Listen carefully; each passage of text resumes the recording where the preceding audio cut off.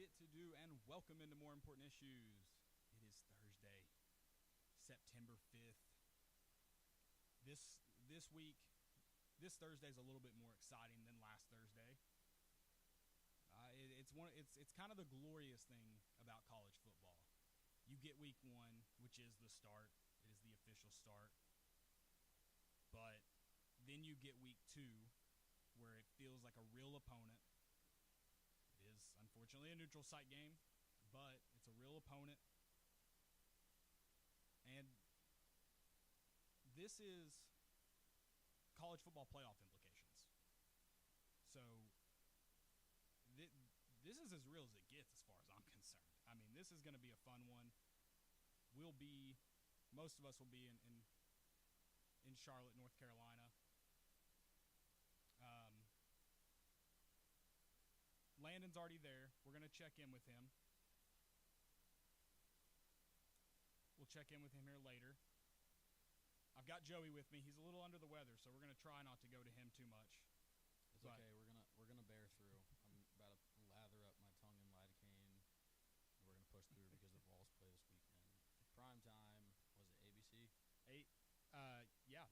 Which that's a concern for some people as well. We'll see what this one kind of comes down to. I'm gonna have Joey, if you're watching on Twitter or anywhere else, fix the camera. I'm too illiterate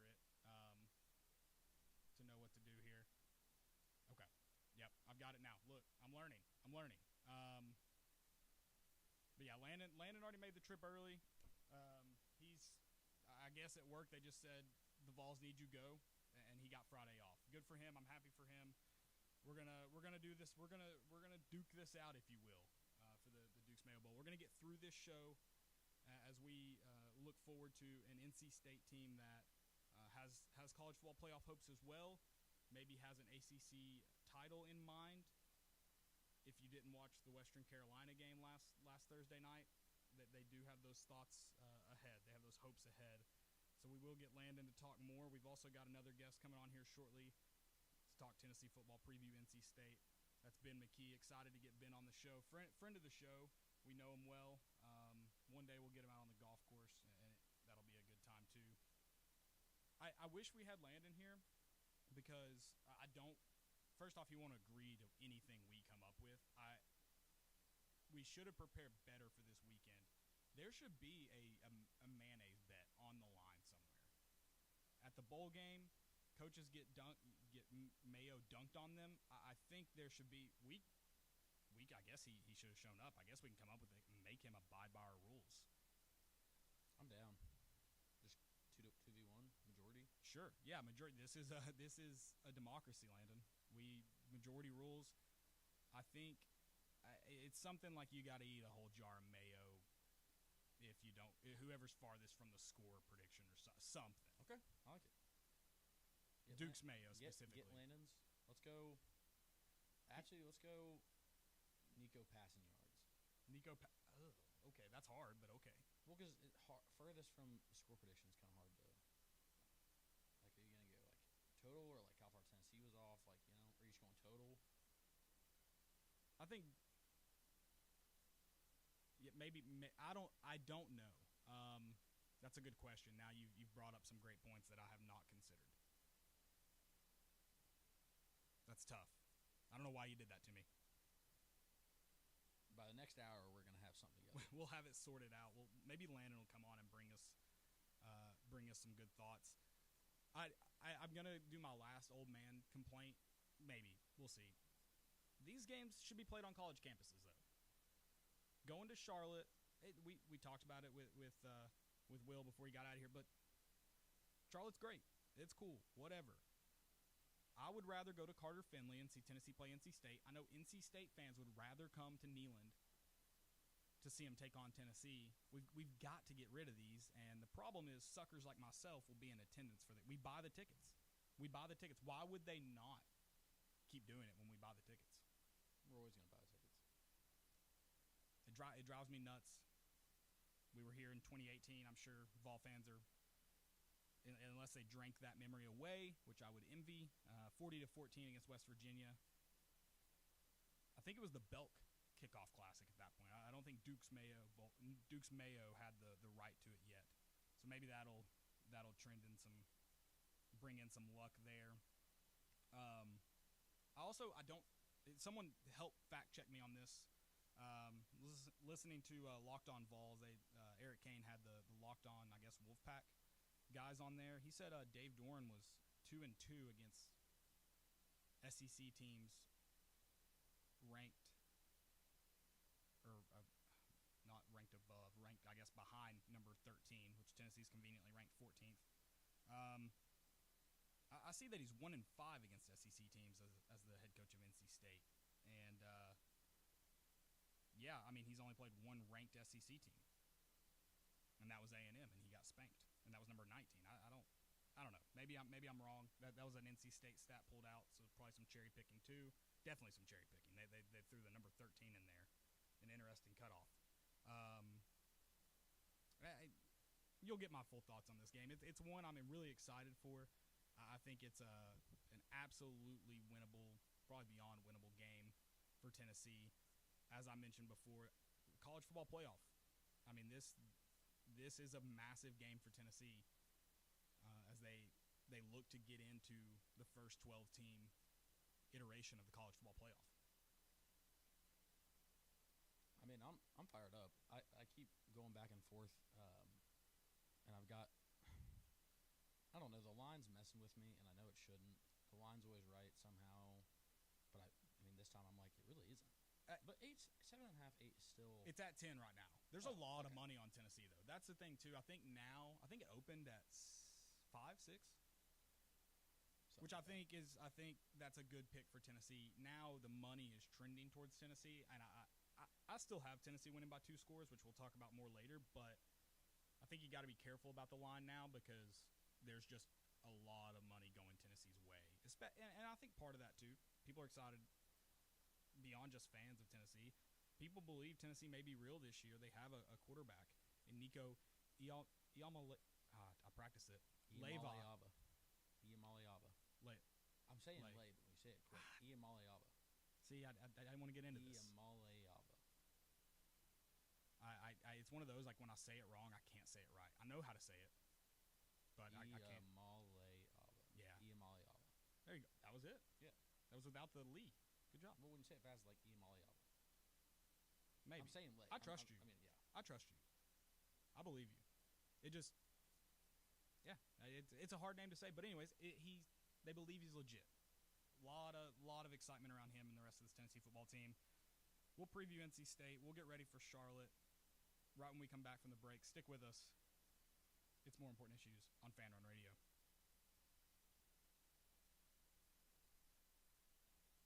Sports Gaming Center featuring 54 high-end gaming PCs, 5 console stations with Xboxes, Switches, PlayStation 5s, and 2 racing simulators to ensure that you have access to the latest and greatest in gaming technology. They offer drop-in gaming, monthly memberships, as well as birthday parties, coding classes, and camps to help you improve your skills.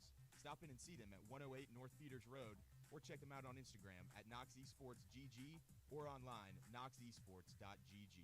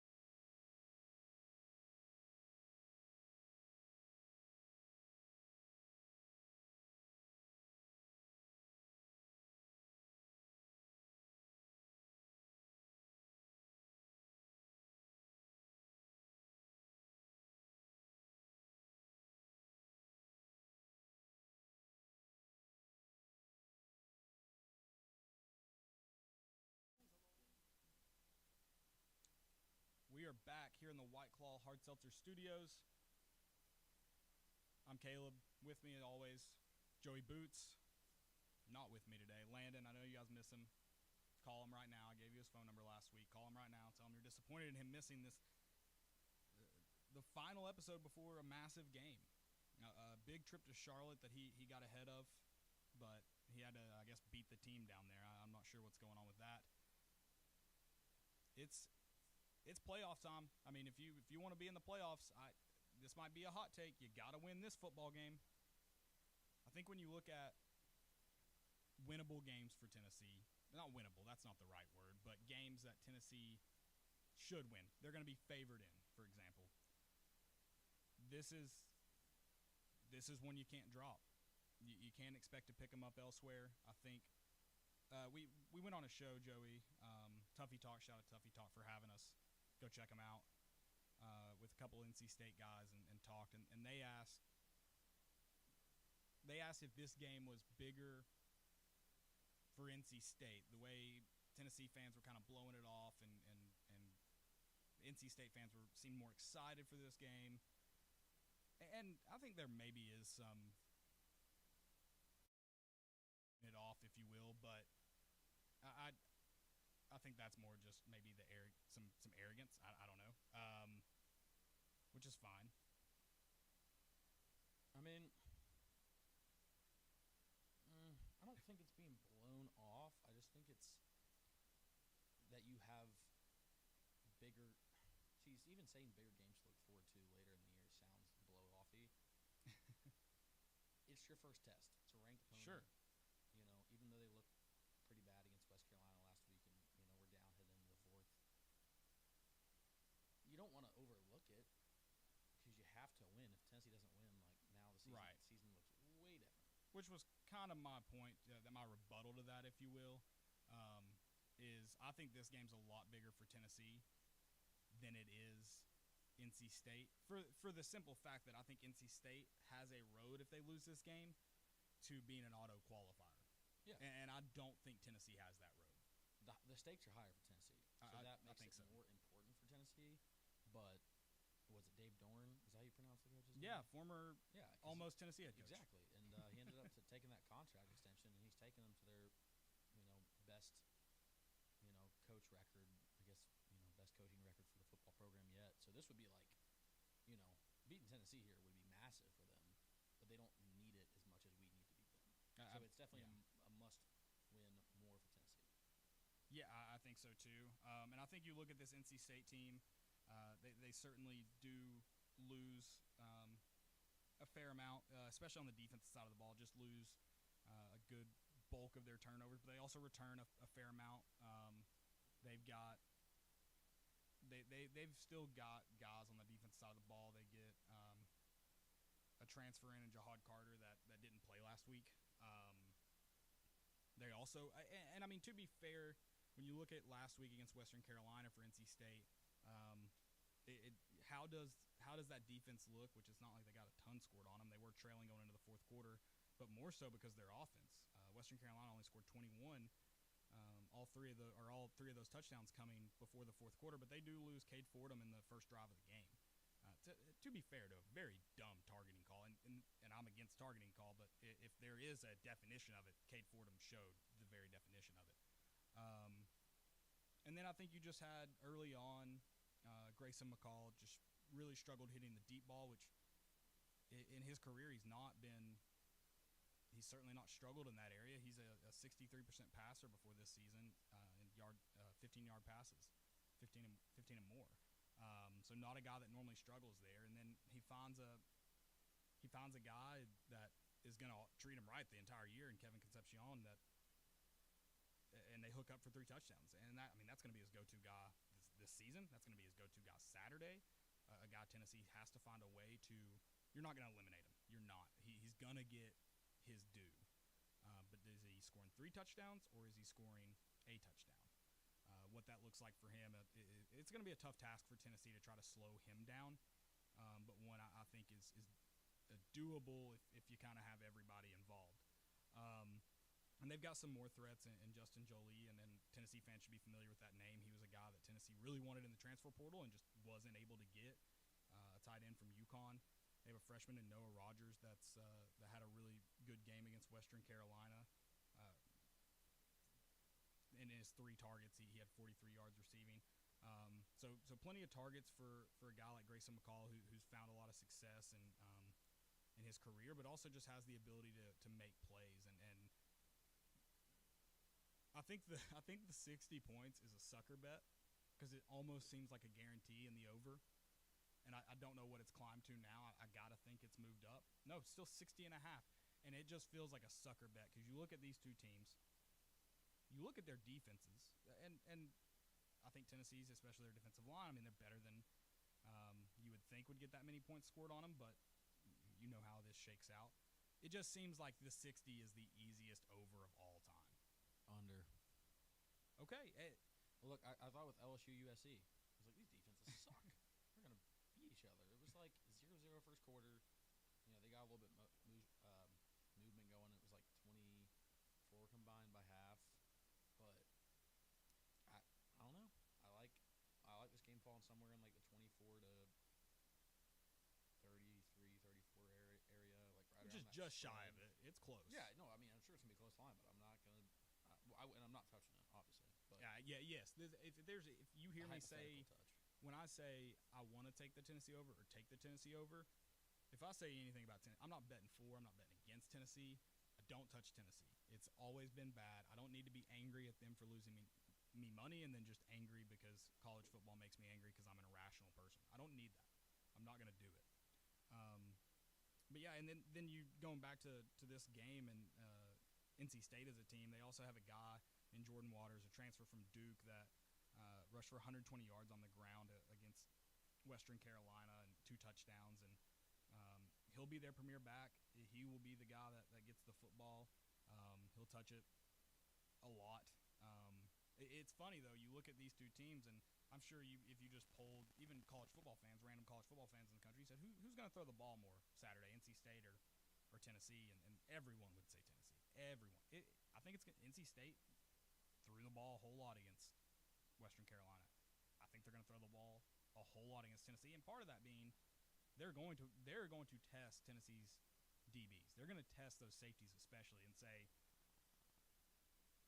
are you good? Because we really did not learn about Tennessee secondary much against Chattanooga.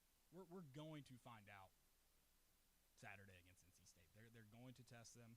I got to imagine it's going to be a lot of quick stuff. They're going to find out if these linebackers can cover over the middle. They're going to test them there. And like I said, Grayson McCall, he struggled with the deep ball last Thursday night. I'll be shocked if he really struggles Saturday just because you trust what you've seen up to this point. And they're going to give him chances, though. They're absolutely going to give him chances, and they're going to make Tennessee's secondary work. But here's the thing, too. They're going to give him chances to get to the deep ball, to hit the deep ball. I don't know if Tennessee's defensive line gives him chances to actually throw that. I mean, I think this defensive line, they have a formidable opponent across the way in a veteran offensive line. But this Tennessee defensive line, we've already seen the speed and power they possess. Yeah. And then you're also talking about guys who get downs off. They're not asked to play 60 snaps a game. No, dude. Like it's going to be.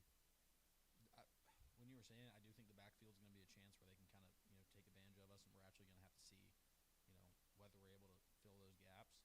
But if you look against Western Carolina, their front seven was able to just really, for the first 3 quarters, kind of bully them. Like NC State just wasn't catching a break from West Carolina's front seven. So, I mean, I think Tennessee's got a way better chance to be able to manipulate that than Western Carolina did. Yeah. So you're right. I don't think they're going to have a lot of time to make decisions based on that. I mean, we're going to be back there quick. Grayson McCall may make time with his feet. He can move, but yeah, I don't think it's going. He's not going to have a relaxing day in the pocket by any means. No, there will be very, very few plays without pressure. And I think part of that you'll see what Western Carolina kind of did to NC State. You'll see the ball out quick, and but again, I think they'll take their chances. They'll try to hit on some big plays because they have the quarterback and receivers to do it. But I'll get into a little bit more as we talk about how does Tennessee win this game. For now, We're going to send you guys to a quick break. When we come back, it's Ben McKee on the show with us. We're going to talk more NC State. I also want to get his thoughts on Tennessee thus far. I know he's got all the information. He probably knows everything we need to know about this team just from that Chattanooga game. He's the guy to ask, and I can't wait to do so. Stick with us. We'll be back. It's More Important Issues on Fan Run Radio. Spray Foam Genie is the ultimate solution for all your spray foam insulation.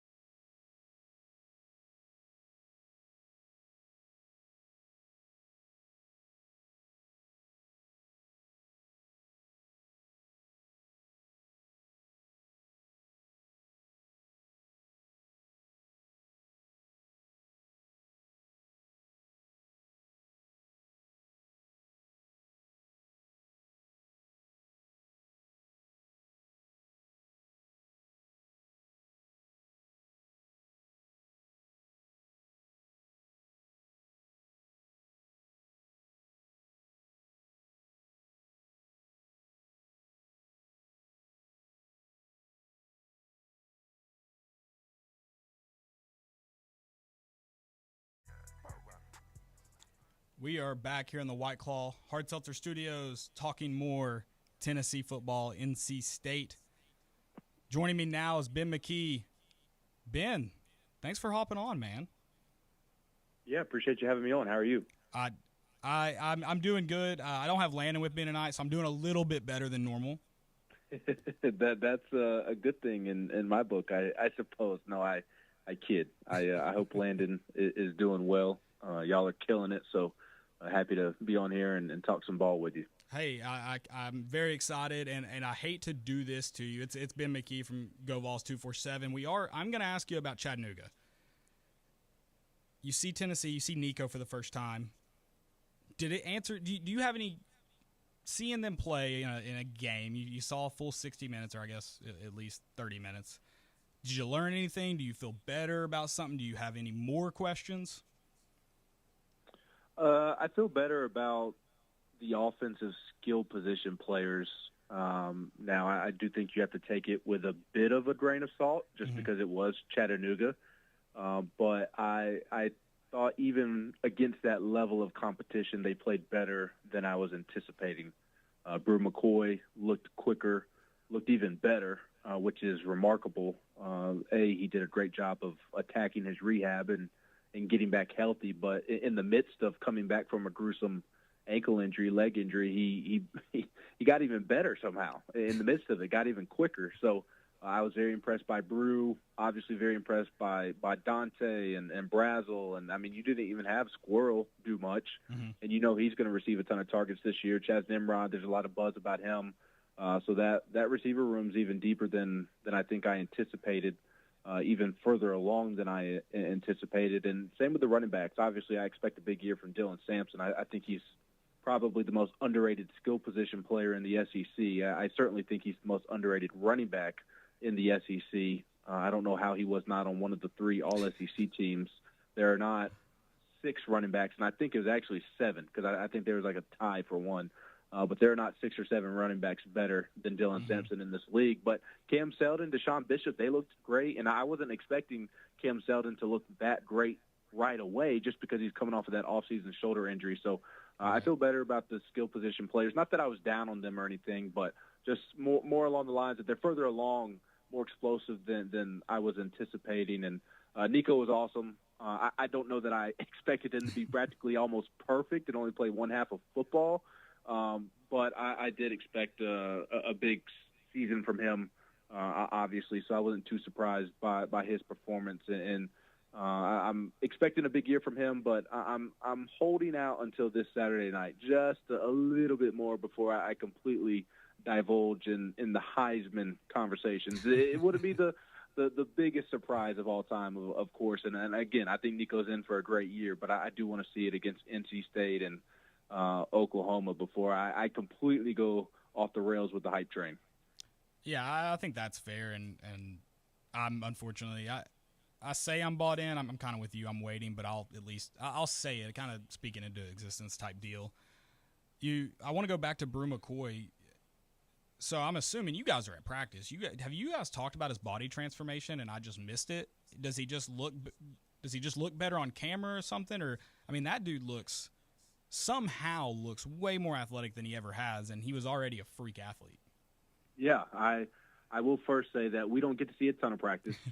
We get to see 3 periods back in the day at the start of fall camp. We get like the first 2 weeks of camp, and then they kick us out about midway through, and we don't see anything else until maybe a bowl game, certainly the spring, and even the 2 weeks that we do get to see in fall camp.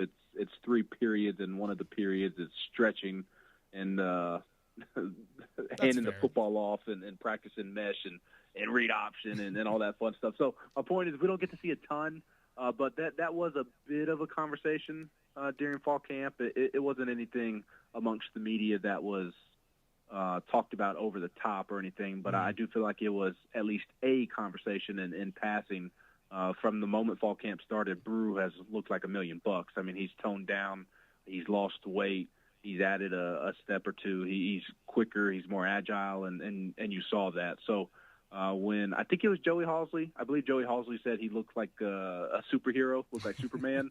That was certainly the case when we first saw him in fall camp. But even with him looking like Superman and superhero, and understanding that he is slimmed down and in even better shape, I wasn't necessarily expecting that extra step or two in the speed department. But that's a big boost for him. I think he's rounding into an all-around great receiver, and that's obviously going to help his draft stock. And I think he can be a true number one receiver for this football team this season.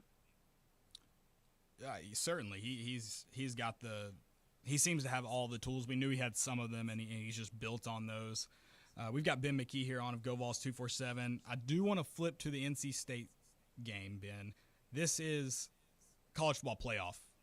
So, I mean, it's time for Tennessee. You almost have to win this game to have a route there. Obviously, there's other ways the season can shake out, but when you look at the landscape, you're saying this is a college football playoff game for Tennessee.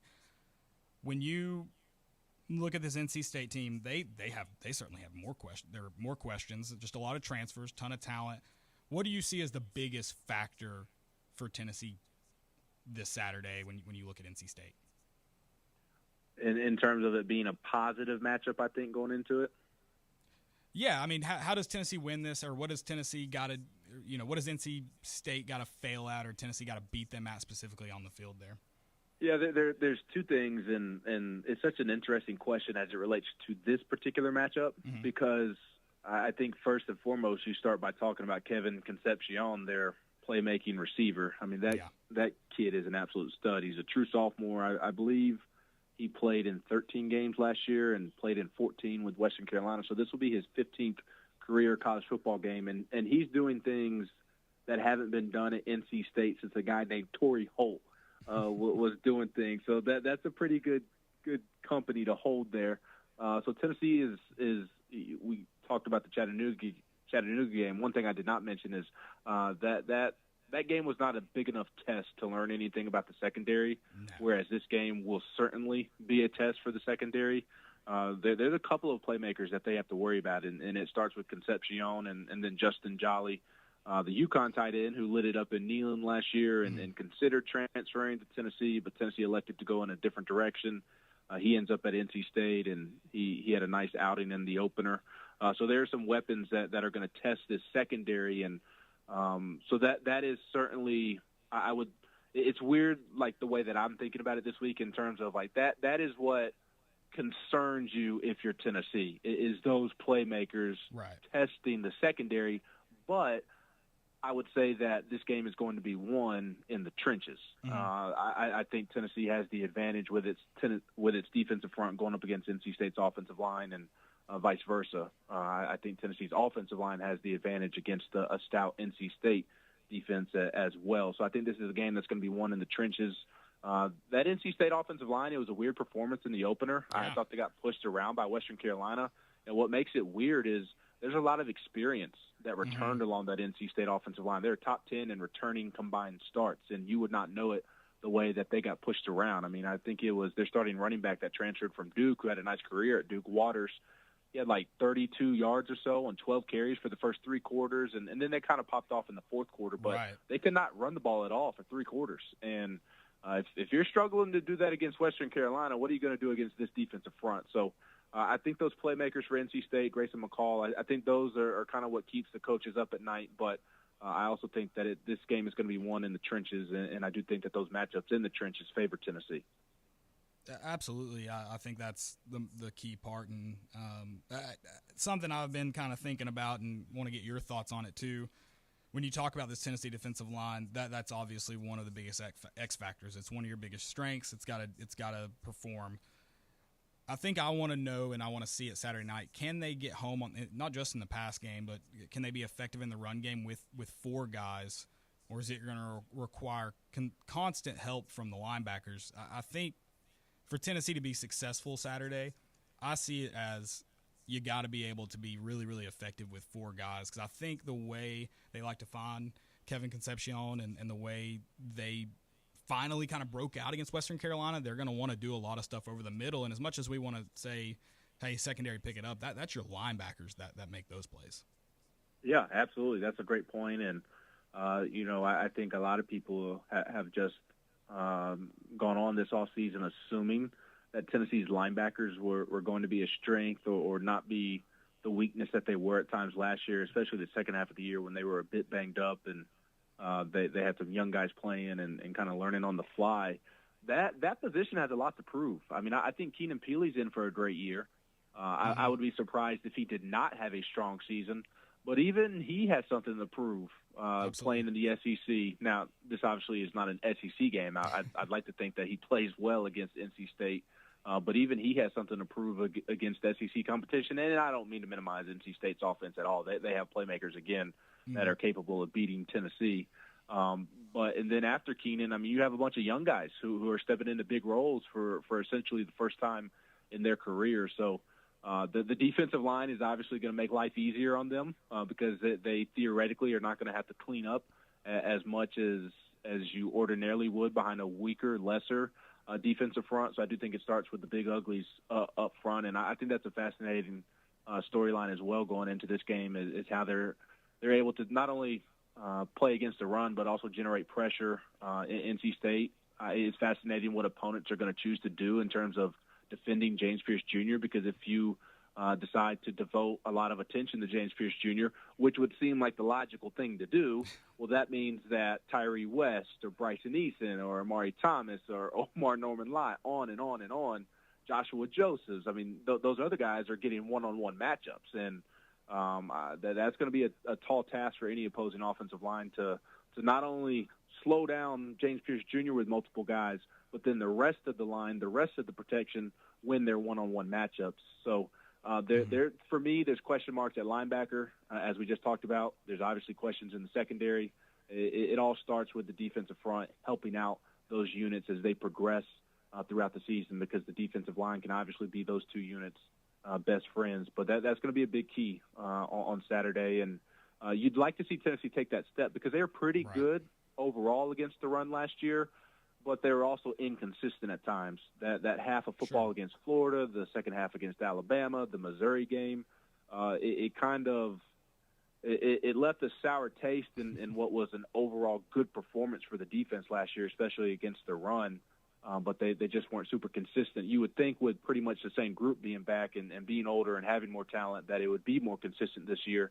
And it starts this weekend against that NC State running game. And if you can bottle that up and generate some pressure on Grayson McCall, there's a lot of new pieces on that offense as well. NC State really took advantage of the portal, and I would imagine they're still trying to mesh together as well, and don't know that I'd want to be facing this Tennessee defensive front while trying to learn and become cohesive as a unit.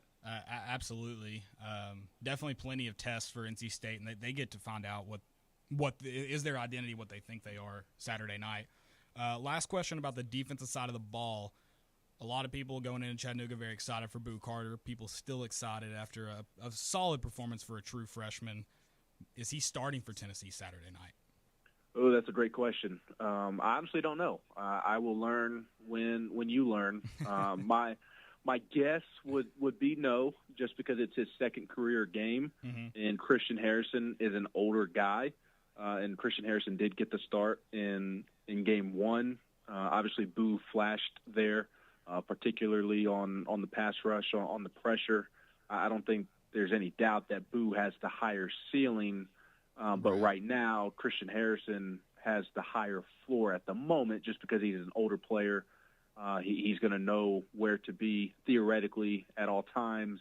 And I know it frustrates fans at times, but coaches, they always go with what they trust the most. And I would imagine there's a little more trust just in terms of obviously Boo may have more playmaking ability within the assignment, but I would think that Christian Harrison understands the assignment better and more consistently. And I mean, I don't even think, I would say that I know that just based off of the actions of the coaching staff. I think if they felt like Boo was just as consistent with the assignment aspect of it, I think they would start with him and carry on because of his playmaking ability, natural athleticism, and things of that nature. But I would guess Christian Harrison gets to start just because he's older, has a better understanding of the defense. But Christian better make sure that he's making some plays when it comes his way and doing what he's supposed to do, because Boo Carter is going to play, and probably an equal amount or something around that. and it's only a matter of time before Boo takes that job. So Christian better be making some plays and doing what he's supposed to do, because Boo Carter is coming quick, fast, and in a hurry. Yeah, you cannot deny there's competition there at the secondary, which I know a lot of people had questions about last year. Are they just kind of picking and choosing from week to week? Is there much happening in practice in terms of jumping starters? There's no denying that's the case this year on campus. Looking at the offensive side of the ball, I feel like a lot of people think I'm a Nico doubter when I ask questions like this, but he's a redshirt freshman. We have seen him start at a neutral site against one of the best defenses in the country, obviously missing some pieces that made it that, but undeniably still a very solid defense in Iowa. This is another neutral site game, which I think plays well into, if you got a kind of perfect world that you're playing a good team at a neutral site, you're not having to go into a tough, hostile territory. Does Nico look as composed? Is he able to protect the football against this defense? Are there enough playmakers around him to make this quote-unquote easier game on Nico? Are we expecting more of an Iowa-like performance? First, I agree with you that I'd rather be playing this game, this opponent, and this environment first before I go to Oklahoma. But we still hate neutral sites, by the way. We like this, yes. But we still hate neutral sites. Yes. I have a love-hate relationship with neutral sites. As a media member, I do enjoy being able to go and see the various professional stadiums, and the press boxes are typically really, really awesome. I was about to say, you like the food better. You like the food. Yeah. That's it. Well, the food is definitely better because they lay out like complete meals. And granted, most SEC football stadiums do as well. It's not SEC basketball or especially SEC baseball to where you get a like even in Omaha at the College World Series, they just give you a voucher to the concession stand, or you got to get there before everybody eats the food, or stop and eat something on your way. So no complaints there. But I do enjoy that aspect of it. But we love college football because of the pageantry and the tradition and the environments. And I mean, I know NC State and its home field advantage isn't one of the ones that you initially think about when you think of the best in college football. But like I'd rather go watch Tennessee play at NC State than in Charlotte at the Panther Stadium, just because of one of the big reasons we all love college football. But I understand why this game is being played. You had to cancel the Oklahoma game because it was becoming a conference opponent, and you didn't know it was going to end up being a conference game, and you're kind of searching for anything at that time that this game was scheduled, this one and the Virginia one last year. So unfortunate circumstances, and I don't expect that to be a trend or anything going forward. But in terms of Nico, you are glad that you have this game, this environment before Oklahoma. I don't think it would be great if the roles were reversed. Now, with that being said, and I absolutely think it is a fair question by you. So anybody jumping you or wondering what your intentions are, they need to back off. And I'm not saying that because I like you. I actually do believe that because it is a fair question until Nico goes and proves it. I think the answer to all those questions you asked me about Nico's are emphatic yeses. Like I think he can stay cool under pressure. I think the moment won't be too big. I think he has the pieces around him, at least at wide receiver and at running back. We'll see what the offensive line does. I like the starting five, but I think John Campbell needs to prove to be more consistent. Left guard needs to step up. You know what you're getting with Cooper and Spraggins. Lance Hurd needs to take a big step in a hurry just because they need him to be what everybody thinks he is going to be. And it's just a matter of time before he gets there. But obviously, if you're Tennessee, protecting Nico's blind side, you'd rather it be sooner rather than later. So I think all the pieces are around him, and I think he'll handle the moment well.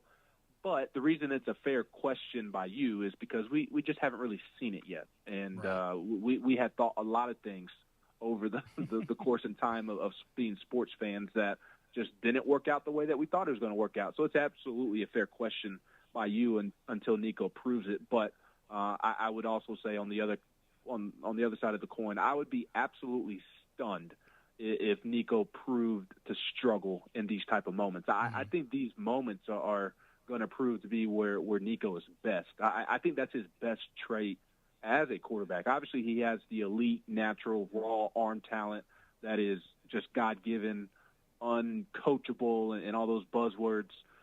But aside from the natural arm talent, I think what's in between the ears and what's in his head, I think that's going to be his biggest asset. The moment is never too big for him. He's as cool as the other side of the pillow, and I expect him to thrive in these road environments coming up. I would be surprised, flat out stunned, honestly. Even for a redshirt freshman, first start in SEC play in a hostile environment, his first true hostile environment, I would be surprised if the moment is too big. Now, that doesn't mean that he's going to play perfect or go out and lead Tennessee to a victory, but I would be – we've seen some Tennessee quarterbacks pee down their leg. I'd be surprised if absolutely stunned if Nico peed down his leg. I think he'll play up to the moment. Yeah, and I asked the question, and I'm with you, and for the point you made, and you talk about the God-given arm talent. I also think the level of poise that we've seen from him so far is uncoachable. I think guys are born with that or they're not. You talked about him being a guy that wins on the road.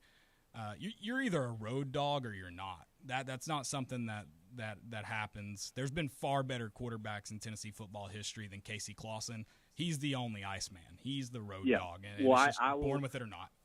I'm glad you brought up Casey Clausen. I think Nico's Casey Clausen 2.0 in that regard. I think he will prove to be Casey Clausen 2.0. And I don't think it's a coincidence that they both have a low-key, laid-back Cali vibe to them. And I think when it's all said and done, Tennessee, they're only going to have Nico for 2 seasons. And I think within these 2 seasons, I think he's going to lead Tennessee to some big-time road wins that we haven't seen at Tennessee in quite some time. Yeah. Last little bit here. Who is the biggest playmaker on the offensive side of the ball outside of Nico, obviously? Who do you have having a big day, giving Tennessee the dub? To me, it's I've already talked about him, Dylan Sampson or Brew McCoy. I think those are Tennessee's 2 biggest playmakers. Obviously, there's a lot of explosive playmaking ability with Chris Brazzell, Dante Thornton, Squirrel White. But I think that Brew is going to be Nico's go-to guy. Speaking about those Cali laid-back vibes, Brew is obviously very tenacious once he gets on the field and wears his emotions on his sleeve. But I think they have a really, really nice connection, and I think Nico probably trusts him the most. Not that he's just going to, every time he drops back to throw the football, he's going to look for Brew. I don't think he's going to force it to Brew. I just think there's a really natural trust in Brew. And so as a teaser, we do bold predictions every week at GoVols247.com, and those will come out Friday afternoon.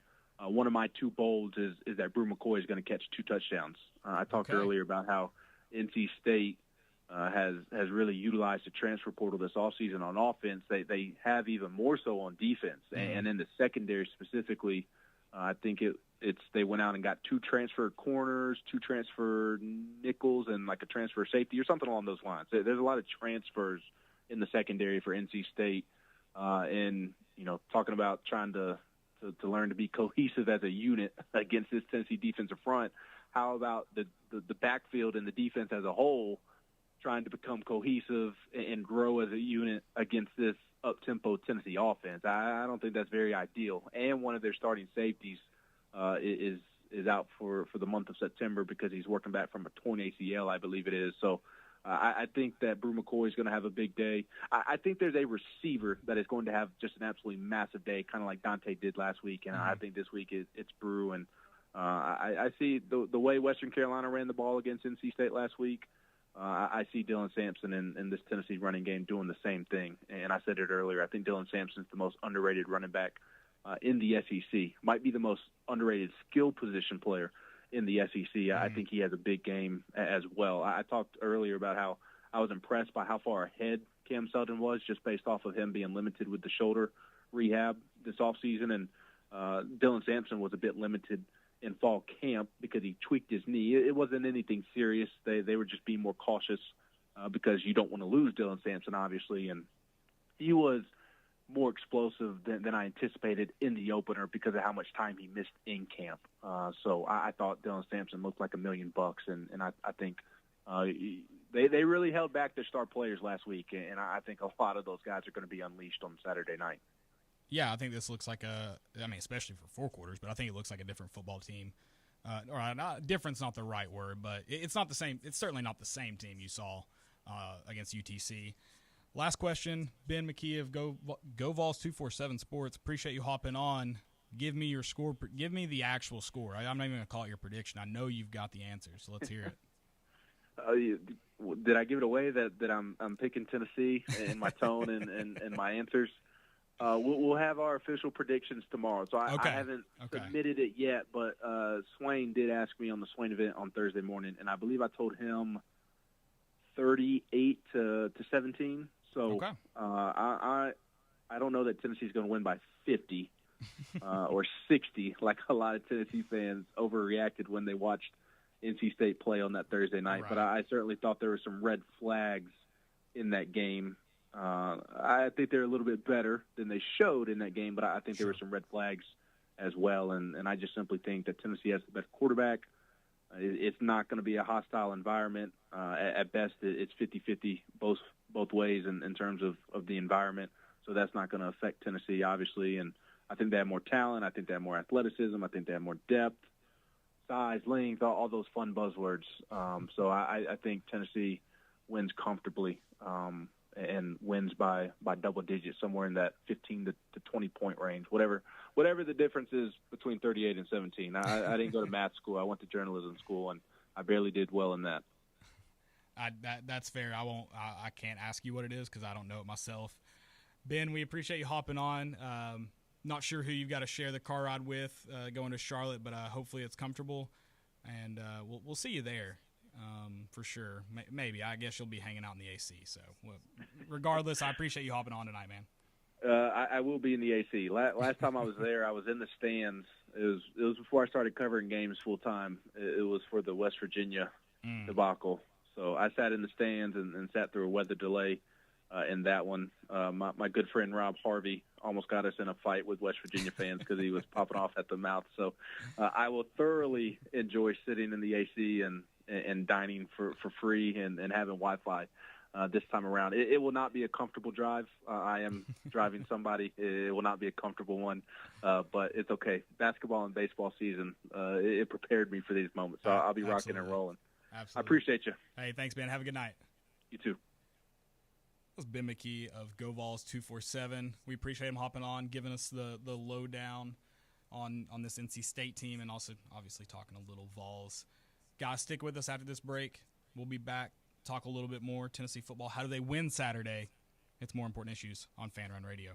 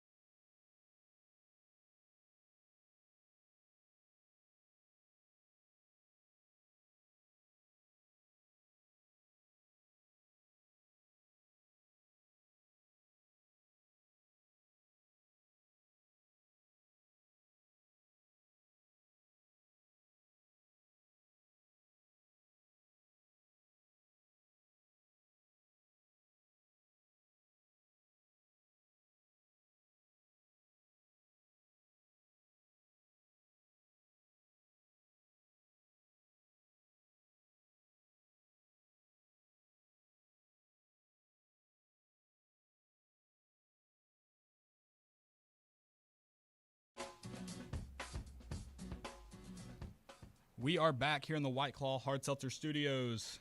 It's More Important Issues. I'm Caleb. I've got Joey in the booth with me tonight. Getting ready for NC State. Number 24 in the country right now. Obviously, you know your Tennessee Vols. Number 14. I don't know if we haven't had a show since the AP was released. I know Landon was real torn up about it. Whatever. To me, it is what it is. Joey, do you have thoughts on that? Are you mad that Miami jumped us, for example? I'm not going to overreact right now. Okay. I just, sure, I get here and complain about petty little things and USC as well. USC makes sense, to be honest. Yeah, I'm taking just a different approach to it. I don't care. Just go win games. I'm sorry to call Landon out, but he was shockingly one of the few Tennessee fans who I saw tweet about it. I figured more would be upset. I mean, it makes good content, but I think people are just like, just go win. Sure. Yeah, this week you have a chance to move up for sure, pretty significantly, depending on what other teams do. Obviously, another thing Tennessee fans were pretty upset about. Did you see the comment? I don't even remember who the player is now. I probably should have. They're all mad. Maybe I'm underreacting. I mean, I didn't think he said anything out of ordinary that a player would say or out of line. He pretty much just said, first off, practice should be harder than games. That's everybody's approach to it. They're doing things to simulate Tennessee's offense.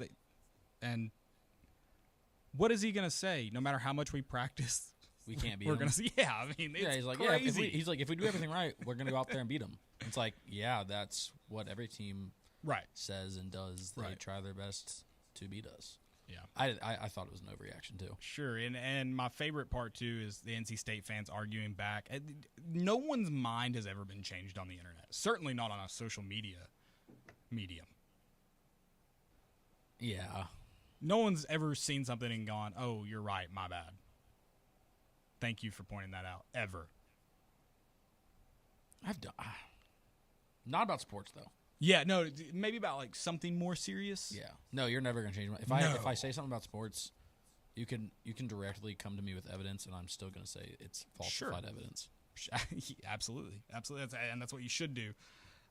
Speaking of that, I hate to go back to this. I won't even say. Actually, I won't say who it was. Speaking of falsified, there's no evidence to support the outlandish claim. I heard today somewhere that James Pierce has been completely neutralized in the run game last year. He is of no effect. This is the same guy that had 14.5 tackles for a loss 14.5 tackles for a loss, 13.5. I was wrong, Joey. I thought it was 14, but 13.5 against Power 5 opponents. That guy gets in the backfield. I'm not willing to say he's Tennessee's best run game lineman. I mean, he's not. There's guys on the interior that are far better, but he's not completely neutralized. I mean, that is an outlandish take. No, that's neutralized could not be a worse word. Right. And like I said, do you expect your edge, like your outside guy's not going to be as productive in the run game? They're getting upfield a lot. No, you're absolutely right about that. I want to look at how Tennessee wins this game. I mean, obviously you can look at kind of the obvious factors of it. Is Nico going to be able to have a high completion percentage? Is he going to be able to protect the football?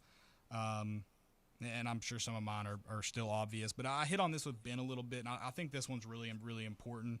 And it's taken this too, I think, helps take pressure off the secondary, helps take pressure off of Tennessee's pass defense as a whole. This defensive line, and I'm not saying for 60 snaps they have to be able to do this, but they have to be able to get home with just minimal rushers. Can they consistently get to Grayson McCall? Can they consistently fill gaps and wreak havoc in the run game with 3 to 4, 5 guys? Or is Tennessee having to dial up blitz after blitz? Are they having to go exotic in their looks to try and get Grayson McCall off balance, to try to find a way to slow down Jordan Waters? That really stresses your secondary. It stretches them thin, and it makes Grayson McCall's, it makes KC's job, Justin Jolie's job easier if that secondary is having to play man up, or they're not getting help underneath from linebackers. Tennessee's defensive line is a highly touted group, as they've earned that right. They have to go out and prove it on Saturday against this offensive line who Ben said, and it was against Western Carolina, and they did figure things out in the fourth quarter and looked a lot better. Jordan Waters ended up with 120-some-odd yards against Western Carolina, but they are the premier group for a reason. They have to be that Saturday. They've got to get home. I think also looking at the linebackers, going on, taking stress off of the secondary, they have to be excellent in the pass game. They have to be effective. They have to find ways to get in passing lanes, to break up passes. They've got to find ways to slow anyone that comes over the middle, more so Kevin Concepcion down.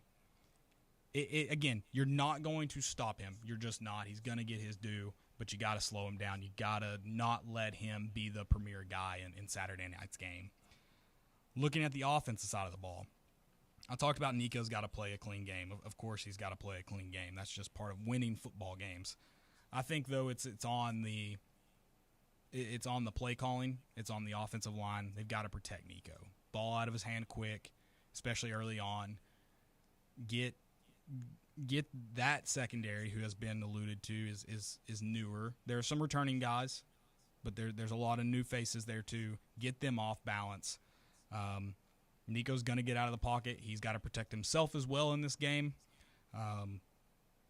He has to be as 100% as possible and play a really strong and clean game.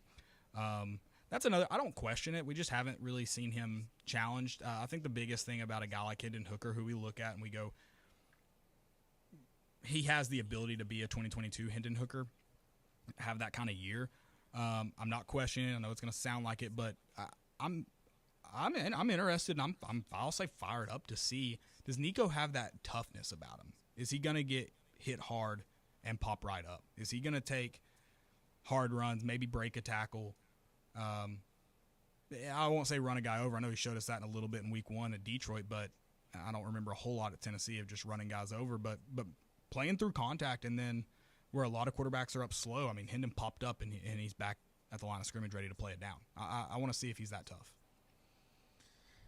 Yeah, with his build, I struggle to see him being like as invincible in my mind as possible. But I still think he's going to be like hardcore resilient. Like, I think that's Hendon too. He's not huge. I think it's like you said, that mentality. I think he has that. Does he have that Hendon mentality of he can get hit and he's popping up? Because I think that mentally for the rest of the team, that does a lot to see your quarterback. I think he does, and I think with each hit, it'll kind of be like, ooh, like, all right, let's go. Like, I'm eating these. He's looking for contact on the first play. Yeah, he wants to know he's playing football. He gets hit 2 or 3 times in the first half, and he's like, all right, I hate those. Like, I'm going to halftime. I'm going to the locker room. Fine. I hope if he does get hit, he's running downfield. By the way, correct. These are out of pocket hits. These are not, past the line of scrimmage. Right. Ideally. But yeah, I mean, you mentioned them trying to get to Nico, and I think something that we're going to be able to take advantage of here versus what we weren't last season with Joe Milton. We saw it with Nico against Iowa. NC State's goal is going to be to neutralize, funny to use that word again, not neutralize James Pierce. It's going to be to neutralize Nico and take him out because he's the clear threat. Take him out, I mean, by, just getting his head and also, weaken his game, not actually injure him. And I think Nico's ability to escape and also see the field that well is going to help him immensely, and it's going to be something that we haven't seen since Hendon. Mm-hmm. And that makes me more confident knowing that if they do send a little bit of pressure or do, there's going to be a lot of stuff that they try to do. I think if he can kind of elude that and figure out a way to escape and stay healthy and also take a couple hits, like you said, but, maybe convert some, like, 3rd and 4th plays that, you're like, oh, all right, they're sending pressure or something. Someone got by. Boom, Nico's able to, like, move forward for 7, and it's got hit, stood back up. We're good. That was the game-changing mode Hendon had. Could really make something out of nothing. So if you have that in Nico, I feel even better. We haven't seen him get challenged a lot in that regard. There were some Iowa ones where he made some plays kind of out of nothing, but not to. Obviously, we only seen him a game and a half, so not to the extent Hendon has done or did in his career, I should say. But yeah, certainly. My last one that I've got for Tennessee to win this game, you have to run the ball very effectively. I think Tennessee's averaging over 220 in their every win under Josh Heupel. You've got to run the ball really well, but the one I want to add on to that, because that's kind of a given for most football teams, almost every football team, I think Tennessee's got to do a good job of staying ahead of the chains in the run game. You're going to see a lot of first down runs. That's Josh Heupel. What's that second down and distance look like? Yeah, are you then trying to drum up a play to get it in third and manageable, or are you kind of able to let things loose and now third's down just a 3rd and 5 if you don't hit on it, or a 3rd and short? Then Tennessee's got to be effective running the ball on first down to win this football game, because I think NC State has a really good group in the defensive line, and they will dial up and do everything they can to disrupt Nico's game. They've seen the poise he plays with, and they're going to try to disrupt that as much as possible. So don't give them opportunities to. I think Tennessee's going to run the ball well, but they certainly just have to go out and do it on Saturday night. Yeah, and the only other key I have would just be making adjustments. I mean, obviously that's key to any game and any team, but considering what we saw against Chattanooga, it's Chattanooga. I understand, but realistically, we didn't see. I mean, it was great. It was a flawless. Well, what you wanted. Pretty dang close to a flawless first half. First half of football that you would ever want to watch. Right. We didn't lay a 50 burger on them, but very close. Just being able to adapt to whatever NC State's going to throw at you, which I think Heupel is significantly better at doing. I mean, I think that, if we need to, we love to spread the entire length of the field. All right, so move, somebody in at slot and totally change. Yeah, what's the word I'm looking for? The components that we have to be able to do that, I think outnumber NC State by a mile on what they're going to be able to do on defense, and I think staying on our toes as much as keeping them on their toes is just being adjustable and being able to fit to their kind of. Well, I think, too, on that adjustment where we haven't seen a lot from – because Tennessee hadn't had to this year in the one game they played, I think looking at how do you adjust to what NC State does, because that as little as we got out of the Tennessee-Chattanooga game, I think we got just as little out of the Chattanooga-Western Carolina game. I don't think that's or whatever I said. I don't think that's a true representation of this NC State team. I don't even think that fourth quarter, as good as that fourth quarter was for them, I don't think that's a true representation. I think you can find bits and pieces in both of those games that are true representations of the teams, but I think there's still a lot left unfound about this. So it's probably gonna look different from half to half for both teams. How do you manage that? Obviously, you prepare against previous NC State teams and how they're coached, but you also have a lot of new faces and new uses for. To your point about the components that Tennessee has, NC State has a lot of new ones that Tennessee's yet to see. So yeah, I like that adjustment piece, and I think it's going to be critical to this, where neither team really knows a whole lot about each other. So yeah, it's going to be interesting to see how each team finishes the first half and then responds in the second half in this one. Saturday night, 7:30 kickoff. Charlotte, North Carolina. I'll be there. Landon will be there. Come find us. Let us know where you're at. I'll probably be with some NC State people for a while. We got invited to a tailgate. Very nice. Shout out to Tuffy Talk. I'll definitely stop by and check that scene out. We'll head to break here. We're going to get Landon on live from Charlotte, North Carolina, the Queen City. We're going to talk a little bit more Tennessee football. Week 2 in college football kicks off tomorrow night. All of that on the other side of the break. It's More Important Issues on Fan Run Radio. Inward Half is committed to the game and the memorable moments that happen in between. From the tee box to the tailgate, from the green to the big game. For the first birdie with Dad, the first big win with Mom. Friday night lights, Saturday superstitions, Sunday traditions. Fall into the comfort and unparalleled performance of Inward Half. This fall, enjoy the walk-in. Crown Cleaners, providing Imperial service.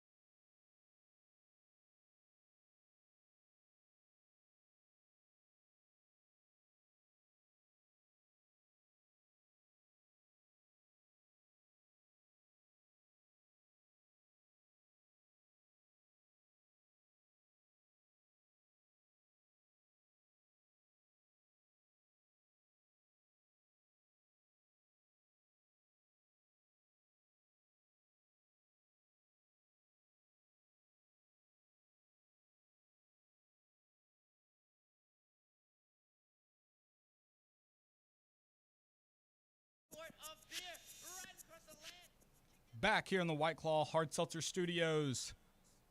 It's More Important Issues, and I have on the line in the Queen City, Charlotte, North Carolina, on the show for the first time ever as a guest, Landon Raby. Yeah, sorry, Joey. I took your thunder. I'm actually boots on the ground this time. Hey, you got tickets at least. Yeah, Joey's. I've tried not to mention going to the game a lot because he's still fairly. I mean, I understand it. He should be. It's warranted. Pretty sour about Saturday night. Yeah, I mean it's truly fall, so fall wedding. What are you doing right now? What's the go-to move here right now in Charlotte? Are you still on the road? Are you in traffic? I'm 30 minutes out. ETA is 9:56. Are you on the interstate? Yeah, on I-40. Are you driving or is it stopped? I'm in the back seat, but yeah, we're driving. Okay, so we can't get another car to roll down the window and give us a score prediction, huh? It's not gonna happen. Oh, that would be kind of tough. Okay. I mean, I could try. I'm willing to. Do y'all have Tennessee flags, or is it known what y'all are there for, or you guys raw dogging this? Every 20 minutes, I stick my head out the window and yell, "Go Balls!" So I think they know I'm coming. I like that. That's fair. Yeah. As I know we've talked a little bit about it, obviously, throughout this week, are you feeling better as this game approaches, or is what are your thoughts right now? You're there, you're in it. Yeah, I'm more ready for sure. I was looking at I know you said it before break. You didn't really learn a lot about NC State. But I was looking at that box score for Western Carolina, and a huge number stuck out to me. The number 9, key number here, 9 tackles for loss that NC State gave up to Western Carolina. And sorry, Western Carolina, I was not familiar with your game, but Tennessee's defensive line has to be licking their chops after seeing that. Yeah, I think there's a lot to be left desired about that NC State offensive line. I don't know what that fourth quarter looked like. Obviously, they improved as their running game got better, and they were able to rattle off a few scores and finish that game out. Do you think – and I don't know. You can't take a lot from either game. I just said that before you hopped on. Do you think NC State is a team that never goes away, or if Tennessee gets out to a lead late, are they able to put this one to bed early and people are on the road back to Knoxville and NC State fans are sleeping in their own beds before the final whistle even blows? How do you see that playing out? I hope that they don't stick around, but I got to think like them being down in that fourth quarter at Western Carolina and coming back and having the fourth quarter that they did, I got to imagine they're a team that's probably not going to give up on you, so you can't let them stay around. But I do want to point out, like, it was just a 10-point game until they had a 50-yard run with like a minute 50 left. So, they kind of padded the stats there a little bit after that 2-minute warning, Sure. which I'm still not used to yet.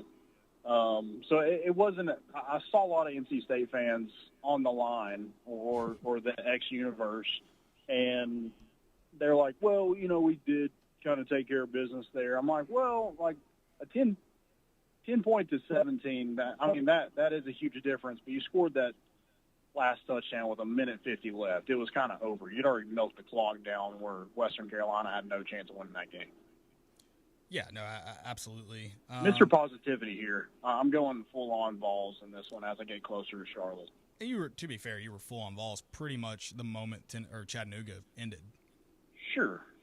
Yeah, I'm going to have my doubts as soon as I walk back into Bank of America because like Ben McKee, it's my first time back since that awful West Virginia game. But, I got to think that Tennessee takes care of business in this one with that defensive front. I got to imagine that I don't know how many times they get after Grayson McCall because he has been a quarterback that gets the ball out of his hands quick. Right. but does that lead to turnovers? That lead to kind of Jamad McCoy and Ricky Gibson and Boo Carter or Christian Harrison jumping some routes? Maybe the Arion Carter or Keenan Peely jumps a route because they know he's trying to get it out quick because that defensive line and is coming after him. And I got to think a guy like James Pierce is a little pissed off. He only played 10 snaps against Chattanooga. So I think back in his hometown, I gotta think the guy puts on a show. So he's going to have his ears pinned back and get after Grayson McCall or whatever running back they have back there. I mean, they're going to know 27's on the other side of that line of scrimmage licking his chops. Yeah, I was going to ask, did you consider wearing a Carolina 27 jersey? I should, yeah. Tank for Pierce. That's what we're doing. At least tailgate in it, I think. Yeah. That's what I should have done with that free jersey we got from ESPN Bet or Yahoo or whatever it was. Should have went just a random 27, just kind of made my own. But went Bryce Young, bad mistake. You weren't thinking far enough ahead. No, I was a little mesmerized. But be prepared, Landon. That's a Boy Scout's best quality. Yeah, that's not me. I did see it firsthand how good Bryce Young could be, but when he's on my team, he tends to not play too well. So that's how it goes. Right. You mentioned a name in there. I haven't thrown this out, but it's more of a feel. But it also, when I say feel, it just kind of feels like he's due for a big one. I have Arion Carter having a big game. I'm thinking he gets a turnover in the form of an interception. You're right about those short routes. I also think he's going to be tasked with doing quite a bit over the middle. I think Arion Carter finds a way to get the football Saturday night. Yeah, I mean, Tennessee should definitely be fresh. I mean, I know they didn't play on Thursday like NC State did, but still they only played for a half, so I got to imagine they're going to be up for this game. And even though it's not truly a road game, I got to imagine there's going to be some Tennessee 7 jerseys in the stands for Arion Carter. Right. Hey, I know that it's a little after what kickoff would be. What's the temperature? What's the air? What's the feels like right now in Charlotte? I think the rain is supposed to be earlier in the day, so I don't have to worry about that. Hopefully, are we in store for some decent weather? Yeah, I think it's supposed to be around. Hold on. I'm not asking you what it's supposed to feel like. You're there. You are boots on the ground. Tell me what. Well, stick your head out the window. Stick your head out the window and tell me what it feels like. This is real. It is really 69 degrees right now. Okay. That's not a joke. It is real. Nice. I want to stick your head out the window and tell me how it feels. Okay, hold on. I think he did roll the window down. That's good. Feels like a fat dub to me. Hey, I love ask for a score prediction while you're out there. Yeah, see if you can get anybody to answer. Give me your score prediction and then see what the person driving the car next to you thinks. Yeah, I'm sticking with mine that we had on Tuppy Talk. I know they didn't like that one too much, but 42-24 balls, of course. All right, let me try to ask somebody. Hold on. Hey! This is great radio. What's your score prediction? This is the content people come to see and hear, I guess. You! Oh, is he talking to someone? Well, they looked, but I don't know if they actually heard If this me. ends in road Hey, rage, I'll ask the fellas real quick. Do you see? Wait. Do you see an 18-wheeler right now? No, I don't. No. See if you can get another car to honk by doing the 18-wheeler, honk thing. Okay. And then also let's double up on this. See if you can get their score prediction while you're trying that. Let's try to knock out 2 birds, 1 stone here. Okay. Hey, pass a car. Are we getting off this exit? Oh, God. Oh, no. Okay. Pressure, pass this time. car. I'm It's trying like, to what get if we heard him have a car accident right That now? would be bad. That would be awful. Would we be liable? No, we would not. Nope. All right. What if road? All right, we're coming up on a car. All right, let's hear it.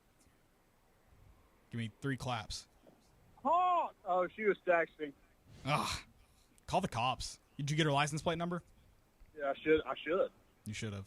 Yeah, that was a failure. Hey guys, what's your score prediction for the game Saturday? I keep forgetting it's not Friday. It's weird. It's not tomorrow. It is. Yeah, lucky for you. 49-17. Okay. Dang. It's a lot of points for Tennessee. And 48-14. Okay.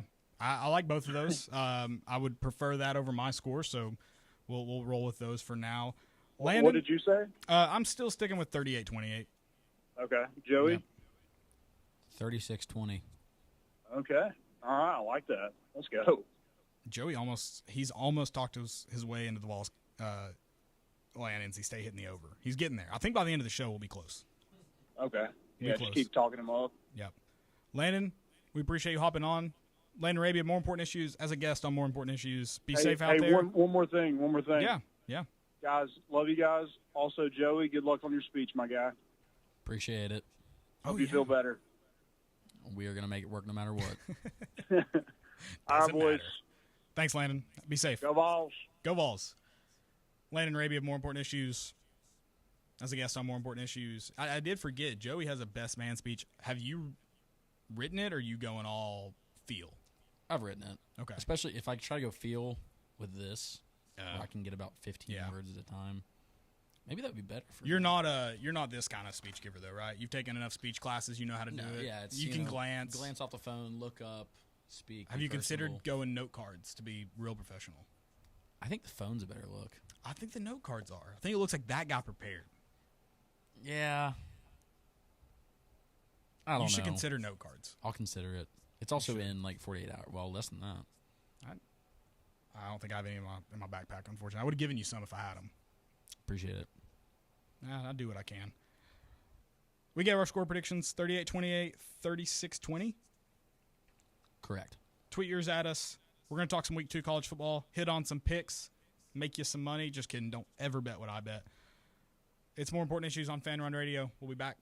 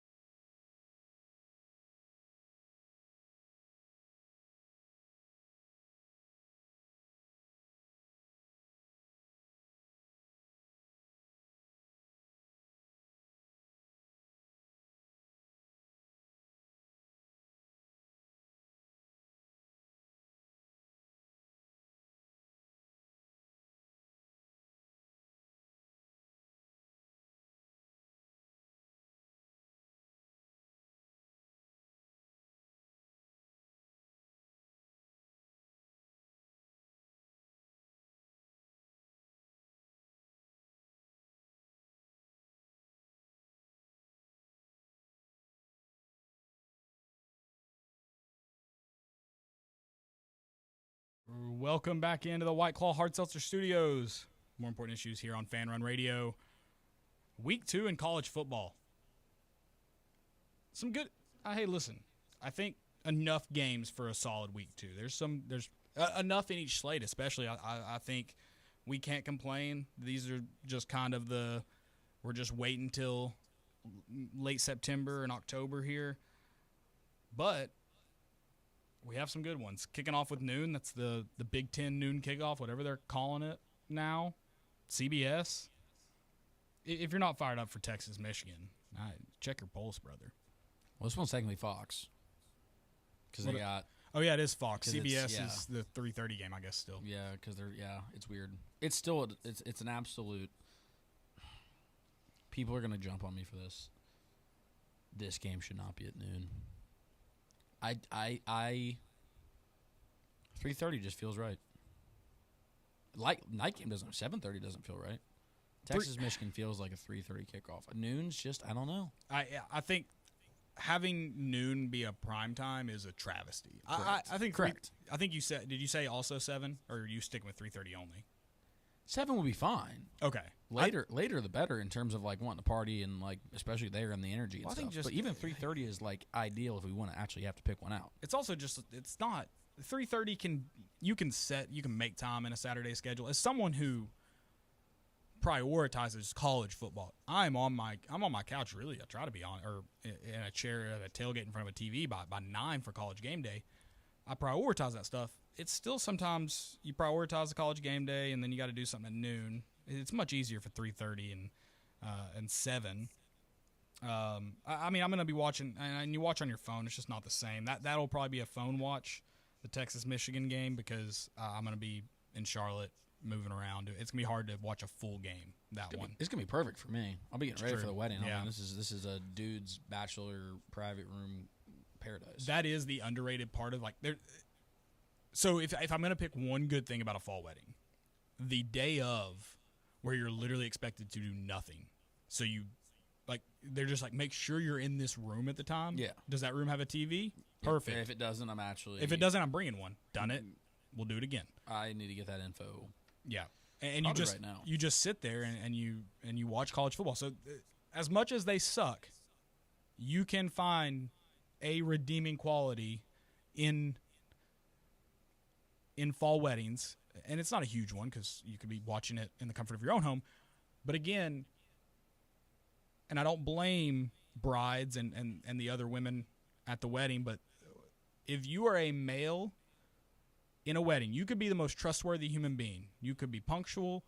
You could always be dressed well and always present well. They don't trust you to do anything right. So they want you there early, way too early. They want you dressed way too early. They don't trust you. Take advantage of that. They're not going to ask you to do anything beyond your normal duties. Sit down and watch football. That's all you can do. Wedding at 5. I guess we got to do pictures, but dude, get me there at 3:30. I'm fine. Right, but they're probably telling you like noon, right? Like, yeah. They're like, yeah, see, that's insane. It's insane. But yep. They don't trust men. But in fairness, no, starts at 5. 7:30 kick works really well. Like it is positioned really well in our favor. For sure. You're going to be you're going to be well into the reception by the time it kicks so off. by 8 o'clock, we're already dancing, having fun. You may have already spoken by 7:30. Yeah, it's gonna be close. It's gonna be right on the money. Well, because I thought it'd be fun. I don't wish, but it'd be a nice little token to throw in the speech, like, hey, for all the husbands that are too scared of their time wife. in Tennessee. Hit it at the end. Try to time it with the kickoff. Ooh, yeah. Should I do that? I think you should. Because I was gonna, if the score had already started, I was gonna be like, because the score update. Yes. Yeah, because the bride to be is very like, if I see a phone out watching the game, like during speeches. Oh, okay.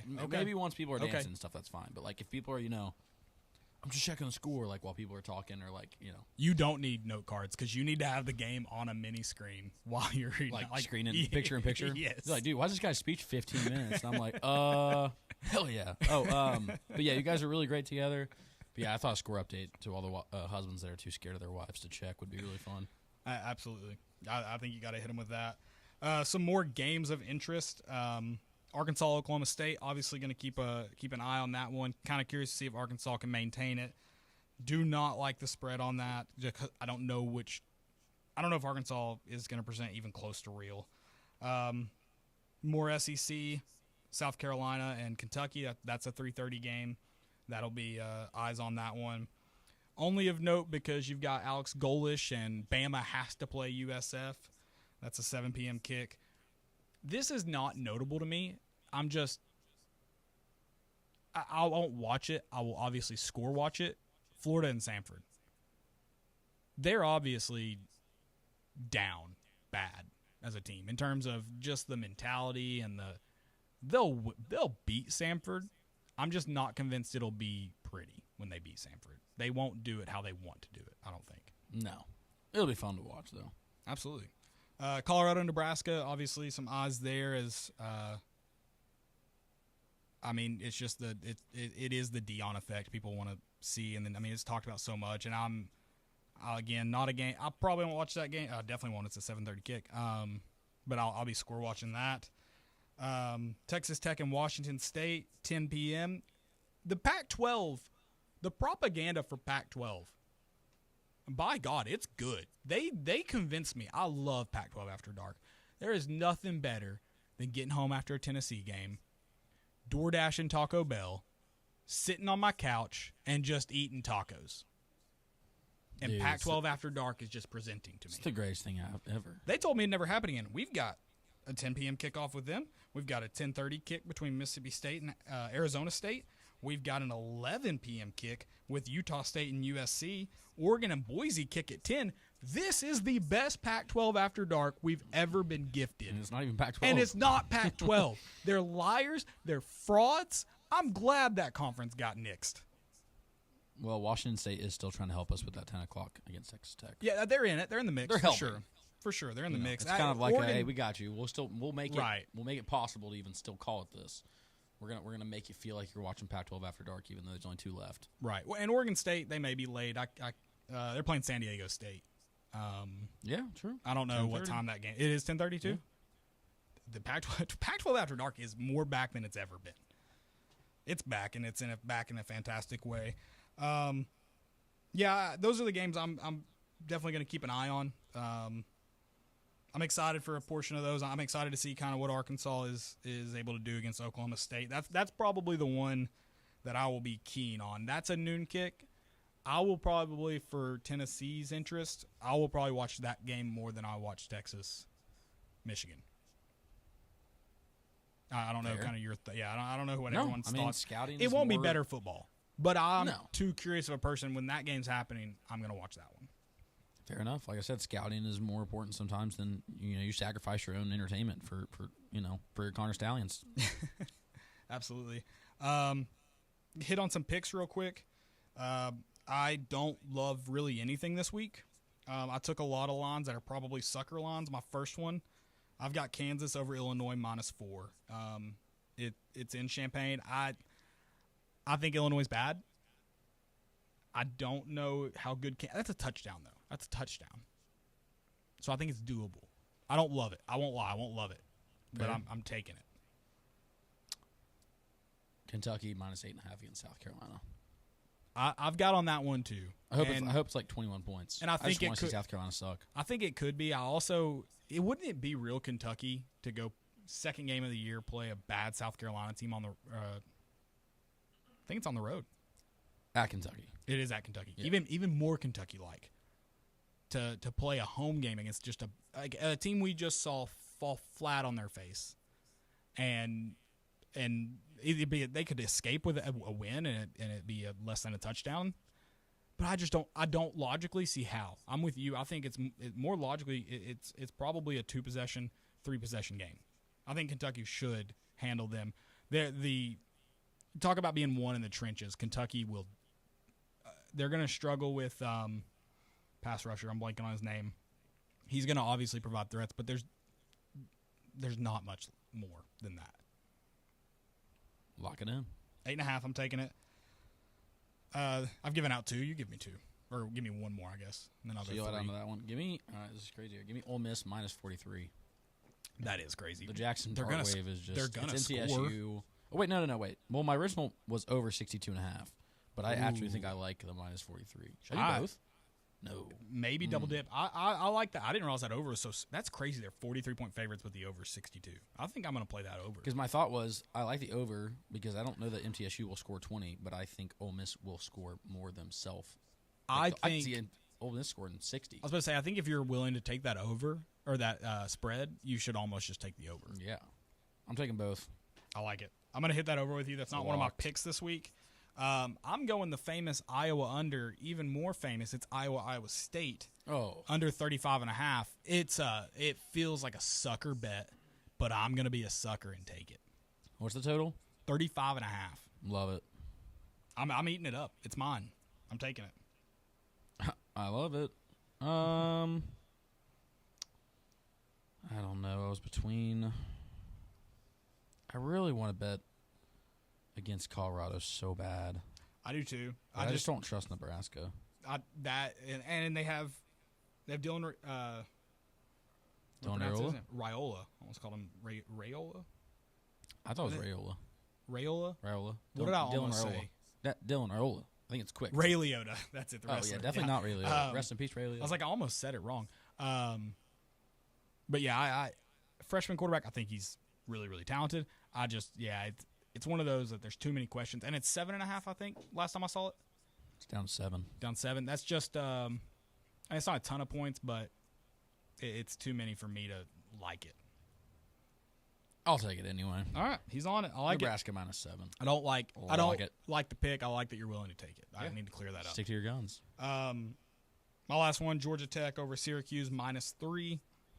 Again, don't love it. I don't love a lot of lines. I'm just thinking if Georgia Tech can play that physical up front against Florida State, who has one of the best defensive lines in the country, I got to think they can take care of business against Syracuse and win by more than 4. Win by more than 3, really, but at least 4, I should say. I agree.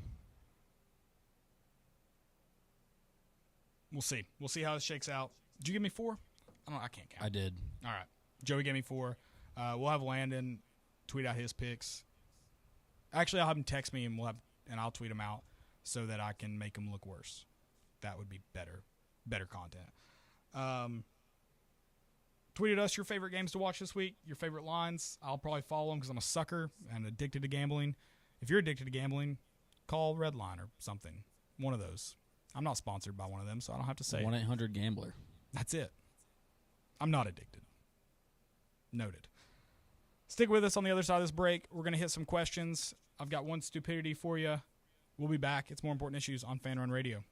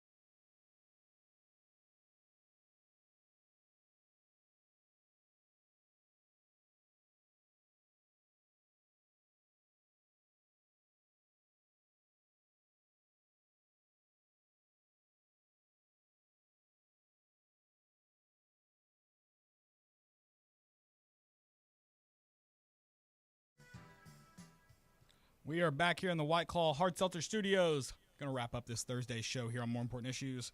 Get you closer and closer to the weekend, closer and closer to that 7:30 kick in Charlotte, North Carolina. Tennessee, NC State. We have some questions here. The first one from good friend of the show, Ethan Cundiff. Ethan, thank you as always. I asked this question to Ben earlier, maybe in a little bit different way, but who has a big game this weekend to help get the Vols the win?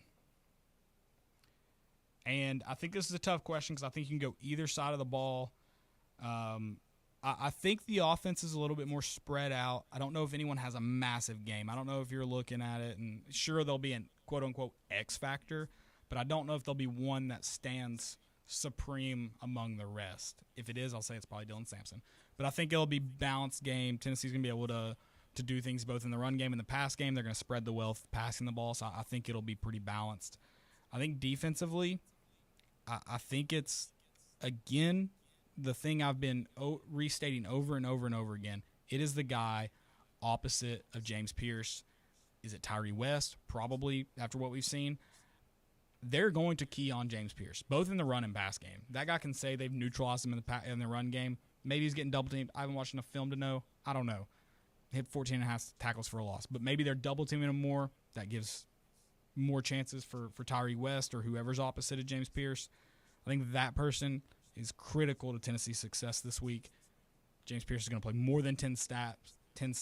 That offensive line, those extra blockers in the backfield, whether it be a tight end or running back, are going to know where James Pierce is at all times. They're going to protect Grayson McCall. He's going to flee the pocket when he has to get out from James Pierce. Can that other guy, again, looking at Tyree West, I think right now, can he make plays?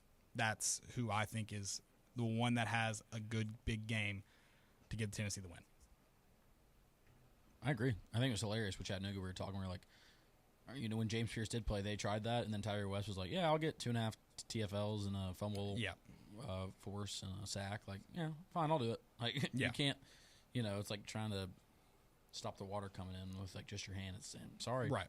It's coming somewhere. There's certainly not another edge rusher as good as James Pierce on this team. No. But there's guys that are also good enough that it makes it harder to key on James Pierce. But you have to if you're a team. I like that question. Tell us who you think's the X factor, who gets Tennessee this win. Last question. This comes from a guy named Landon Raby. If Kevin Concepcion has less yards than 2 Tennessee receivers, is this game even close? No.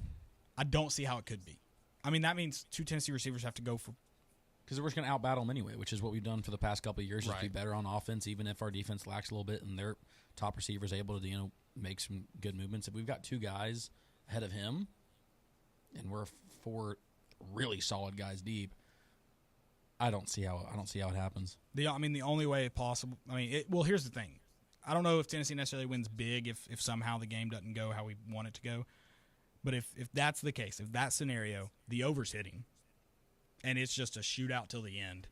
But I think Tennessee wins big if that's the case. I think that means not only did 2 Tennessee receivers have huge days, I think that also means Tennessee was able to limit what KC is able to do. I think it takes a combination of those. So, yeah, I think Tennessee wins big if that happens. Stupidity. I'm going to get you guys out of here. We're running tight. My stupidity this week, though, Caleb Williams is having his jersey retired at USC. Interesting, to say the least. He won a Heisman, but beyond that, did nothing else. Mid. So, cool name. Interesting to choose to retire his jersey, but whatever. I digress. Guys, I'm going to give a special shout-out real quick to More Important Issues' favorite coffee. That's Grade A Grounds. Go to gradeagrounds.com. Use promo code GOVOLS, capital G, capital V, GOVOLS for 10% off. Also, you'll see them at the golf tournament. Go sign up for the golf tournament. Contact me if you have any questions. Also, go check out Rowback. That's promo code ISSUES for 15% off. We love Rowback. I'm definitely going to be wearing some Rowback this weekend in that, like Landon said, that cool weather. It feels nice, at least hanging your head out of the car like a dog. It feels nice. Is it just Issues now or More Important Issues, all caps? Oh, is it More Important Issues? I thought it was Issues. More Important I never Issues, read the all ad. caps. I need to pay more attention when Landon's You just go More gone. Important Issues, all caps, over Rowback for 20% off. You're right. 20% off. See, I really don't read the ad. Shout out Rowback. I really don't know the ad. I'm sorry, Rowback. I got you guys, Rowback. I want to give you a shout out. Go check out Autograph too. Download that today. There's links on our Twitter to do that. Autograph. It's a great app to catch up on all things Vols. It'll keep you up to date with what's happened. You'll hear from Ben McKee on there and everyone else covering as well as us. Go check out Autograph today. Shout out to you guys, the listeners. We'll see you guys Saturday in the Queen City. Go Vols. Love y'all. Solution for all your spray foam insulation needs.